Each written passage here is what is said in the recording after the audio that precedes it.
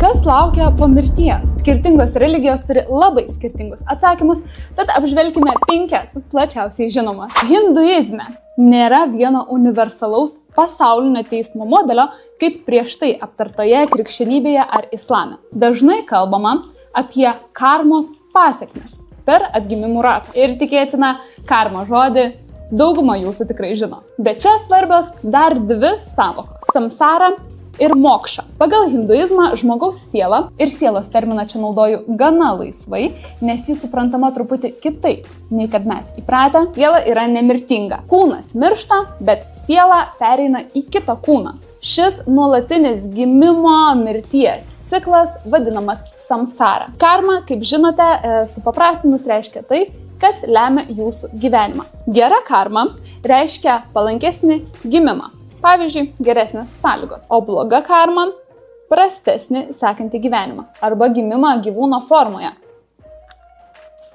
Pavyzdžiui, vabzdyje. Ir taip nuolatos sukasi gimimo, mirties, vėl atgimimo ratas. Tačiau tavo tikslas yra išsilaisvinti iš šio rato. Ir tai vadinama mokša. Yra daug būdų, kaip tai padaryti.